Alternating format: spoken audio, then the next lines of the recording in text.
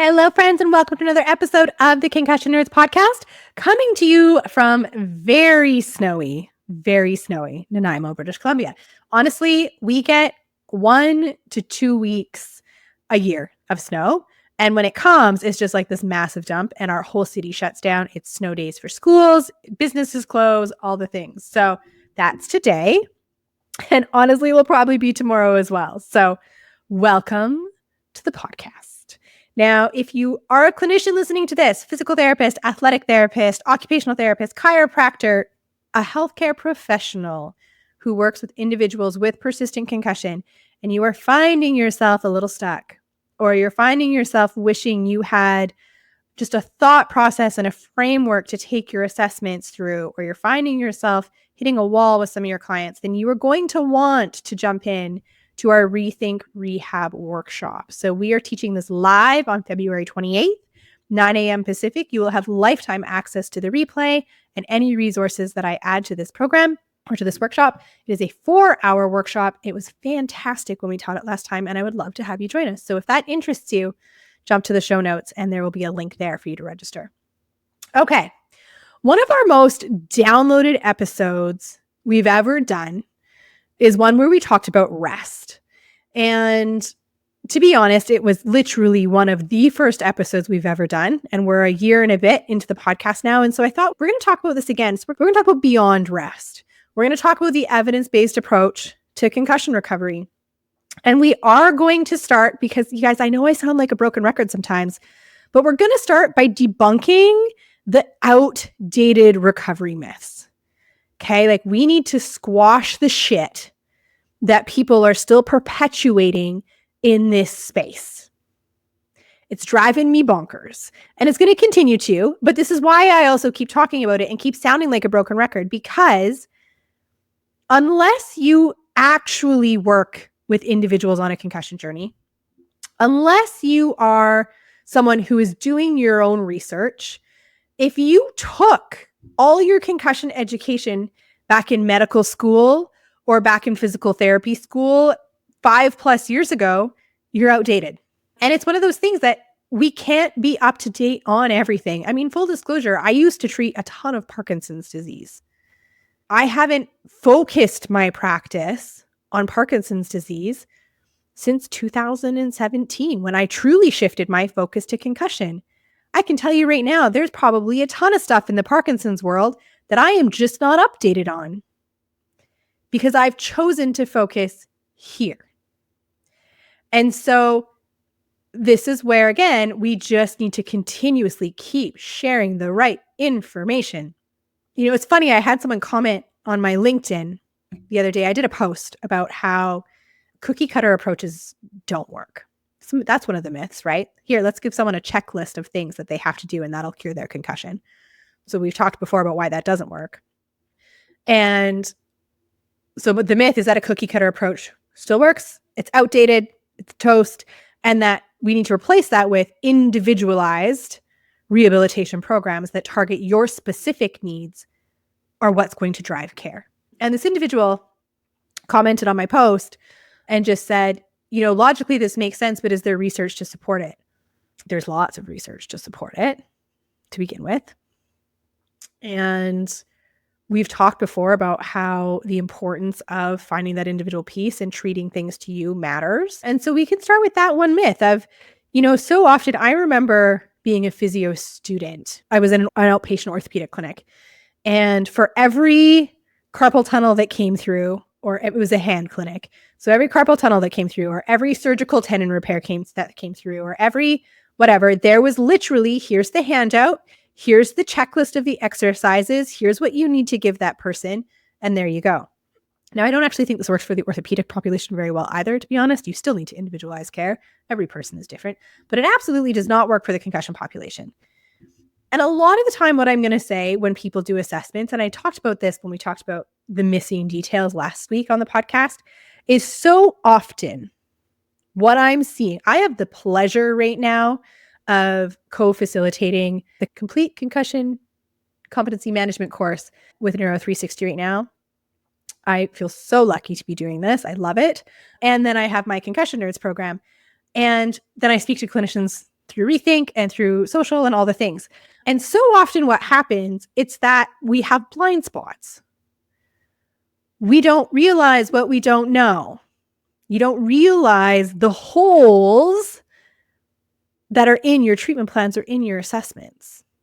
And so we need to continuously be open to learning something new. So when we're looking at the myths, rest, and then we're going to talk a little bit more about rest, because there is this counterintuitive time of sometimes you need to rest and sometimes you don't. And so there's this piece too, so we're going to talk about that. But myth-wise, rest is best.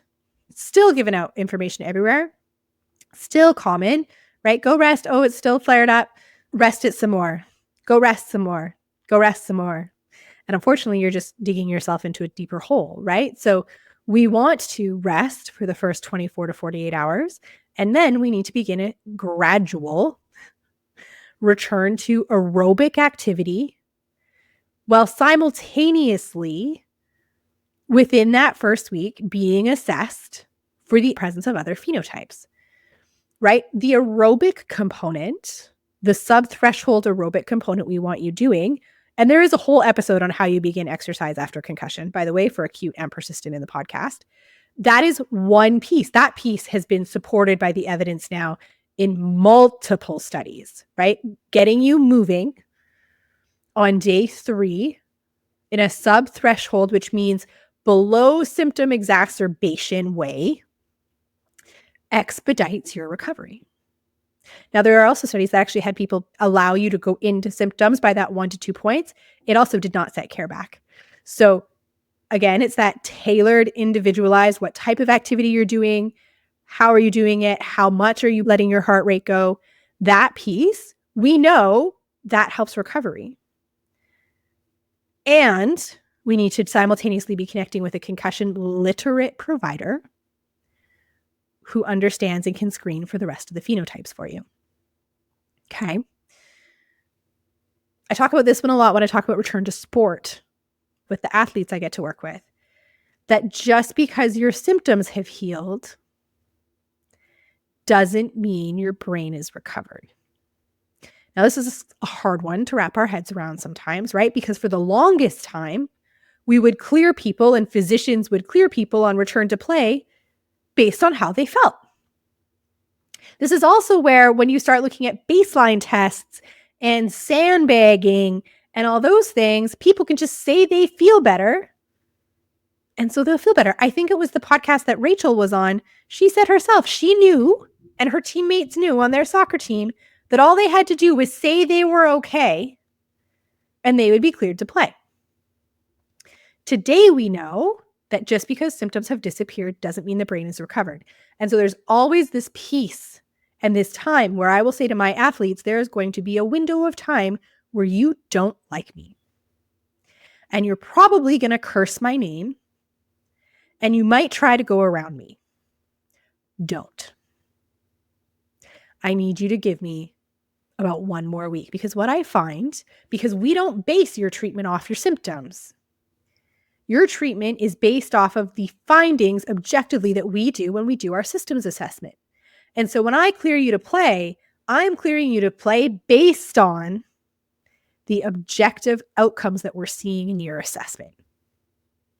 And what I find in my practice, particularly with my athletes, is commonly there's about a week's time frame when they feel pretty darn good, but objectively, they're not there yet. Their eye movements aren't quite there yet, or some of their vestibular things or their balance isn't quite there yet. And we usually need about 1 more week pretty consistently.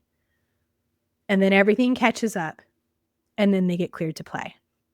So symptom resolution doesn't mean brain is recovered. Okay, that is one of our other myths. All you can do is wait. So time is a factor in healing and recovery, right? We can only push so hard while respecting the nature of the injury and the recovery process. But we can do so much more than twiddling our thumbs and just sitting and waiting for something to happen, right? We can be proactive in connecting with a provider and doing the work we need to do to help facilitate the healing. It is not all you can do is wait. Those are some of the most common myths still that I hear over and over and over again, right? You don't need rehab. It'll heal on its own. Let's talk about this one for a second. Maybe you're listening to this and you're someone who has a history of concussions and they've resolved on their own. You never needed rehab in the past. This is always one of the questions we ask someone when they come into the clinic. Have you had a previous concussion? Yes or no? Did you get rehab? Yes or no? And I'm interested in this question for a couple of reasons. Yes, it is quite possible, potentially, that their brain spontaneously healed and they were good to go. What's also very possible is that their brain actually created compensatory pathways and other things picked up the slack for the parts of the brain that weren't working as well anymore. And our brain is it's marvelous. And so it's able to do this, right? If we have a healthy functioning brain when we get injured or whatever it is, it has the ability to step in to pick up the job of other areas of the brain if they're not functioning very well. And so it may have done this and you were functioning without any symptoms. But then you get this next concussion.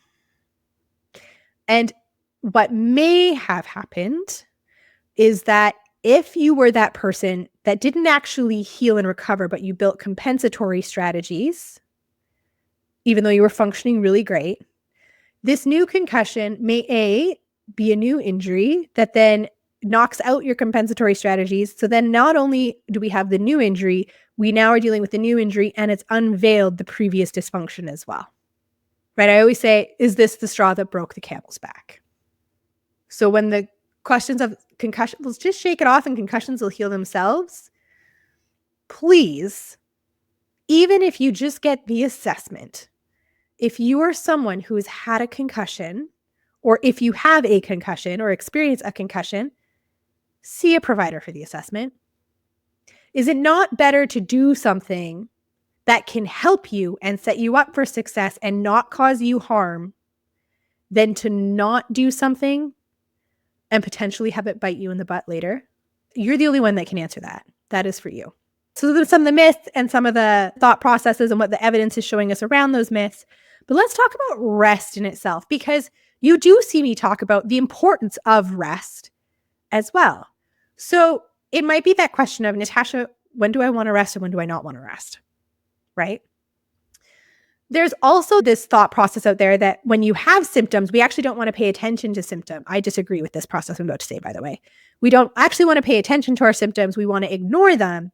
And if we feel symptomatic, we just switch to a new task and we just keep going. I disagree with that because I see it fail over and over and over and over and over again. I see clients who have gone through that and the feedback is always, I felt really good for the first couple months and then I crashed really hard because it's not sustainable. Because it's not.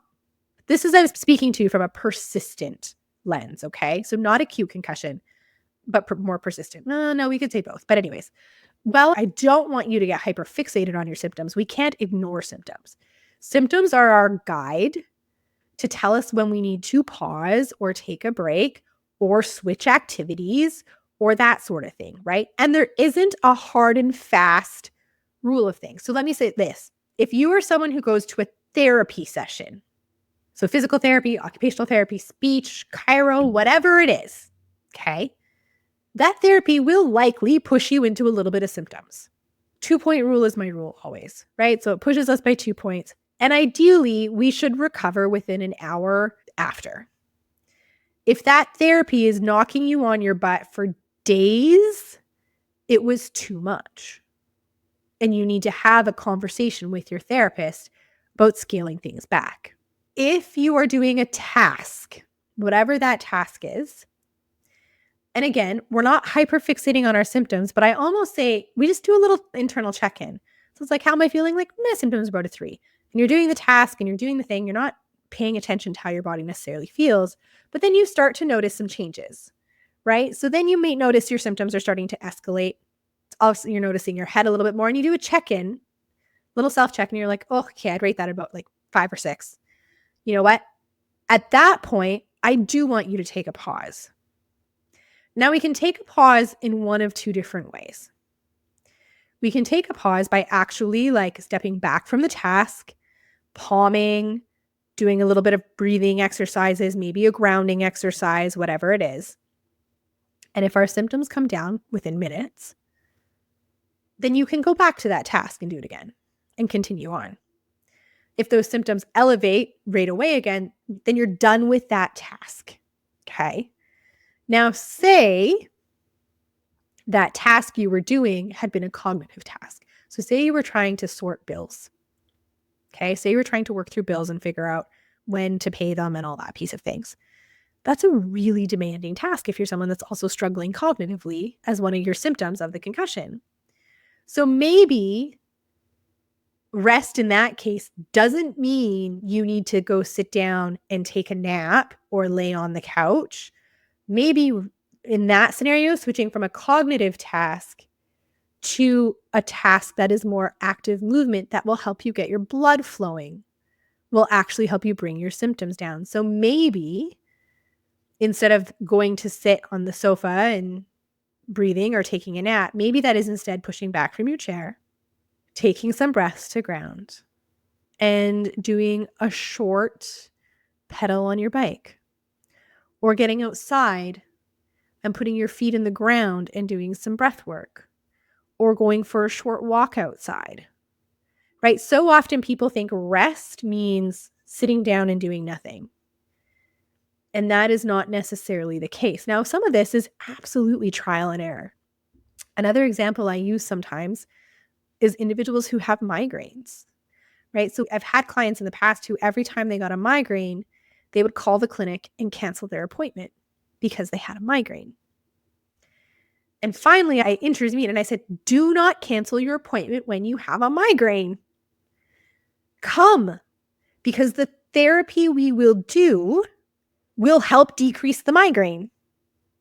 Because what the therapy we're doing is helping to activate other parts of the brain that are contributing to why the migraine is happening. So if we can activate those parts of the brain, we can decrease the migraine.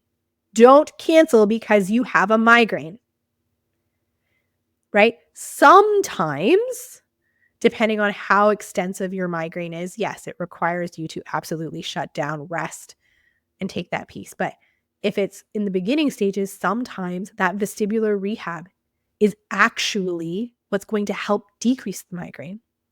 Sometimes using something like insufflation is actually going to halt and decrease the migraine. Sometimes using cold water therapy or putting your face in cold water or your hands in ice water might be the thing that actually stops and halts the migraine. So it is very much a bit of a learning curve on when do we actually like sit back and rest and when do we shift to something different of an activity, right? Then there's the big question of what happens when I have a flare up? So what happens when my symptoms are just, I wake up one morning and my symptoms are through the roof?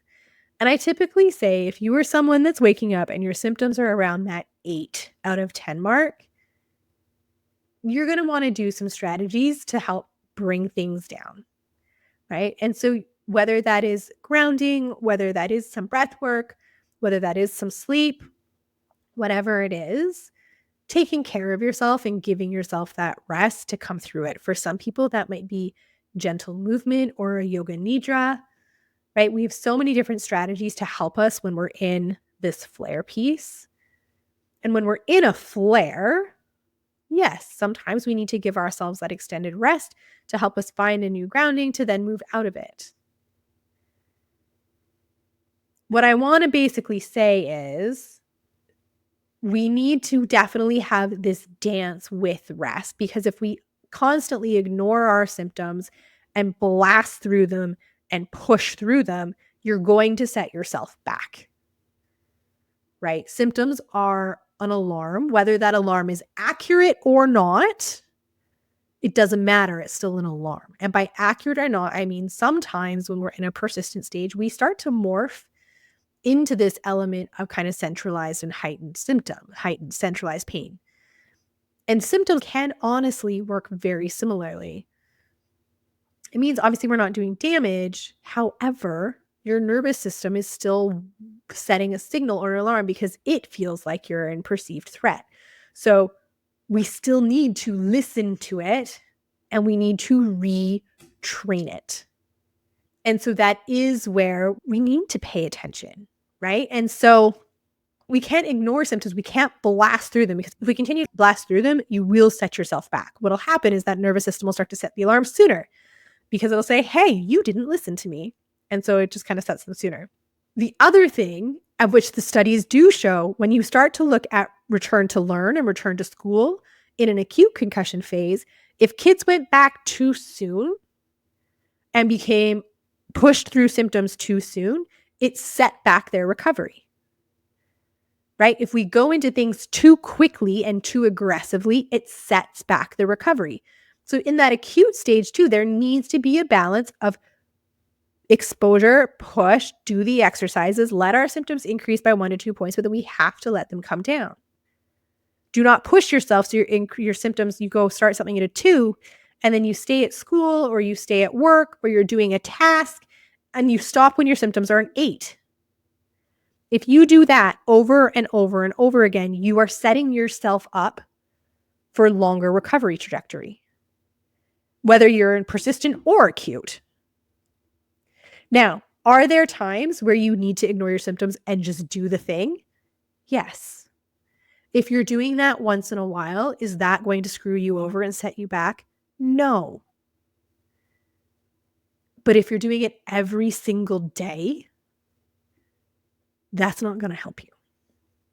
Here's the other thing when we're talking about rest and kind of this concept of planning and pacing and all those pieces, we call it the boomer bust cycle. This is the person that goes, I'm really good Monday, Tuesday, Wednesday, and I feel like I'm fantastic and I can do anything. And then I fucking, excuse me, you know me by now. Then I crash on Friday and Saturday and Sunday. And then I'm like, good to go again. So things are cumulative, guys. Things don't just happen, like what we do in the moment doesn't just affect us, but it's also the cumulative load we're putting on ourselves that matter. So if you find you're in this cycle of like, I can go to work Monday, Tuesday, Wednesday, Thursday, but holy dang, I'm calling in sick regularly on Fridays. I'm absolutely tanking. My weekends are spent in bed. What is going on? Like, you're doing too much. And what it usually means is because you feel good, you're front loading those first days with all the things, when what we actually need to be doing is looking at what you're doing and spreading it out more throughout the week and ensuring that you have recovery time between the bigger tasks as well. Right? This is truly the dance and the respect of push and recovery, challenge and recovery. Right? When we do treatment sessions, it's very much, and when I train the therapist, it's challenge, recovery, challenge, recovery. It's a dance. It has to be. But it's because we can't just challenge, because then what happens is it becomes challenge, moves straight into overwhelm. And once we've moved into overwhelm, we are no longer in a place of healing and help. Once we are in overwhelm, we have pushed past healing stage and we pushed right into like fight or flight and not integrating healing and health anymore. So there absolutely has to be this respect between challenge and recovery. If we do too much too soon when we're rehabbing from an acute phase, you're going to set yourself back. But you also don't want to not do enough. Like, this is the advice that sucks, isn't it? I literally did a reel that was like, don't do too much, but do enough, but don't do this, but do too. This is that advice and it sucks. And I'm sorry, because that amount that you do is person specific.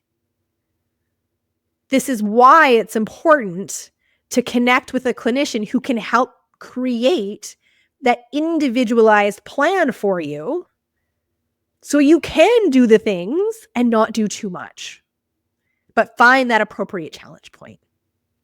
Right? In that persistent world, again, if you push past once in a while, it's fine. But doing it every single day or every single week, that's not going to serve you in the long term. And I know that sucks, but that's also the way it goes. So I hope, again, We did a whole other episode if you want to hear that one on rest as well.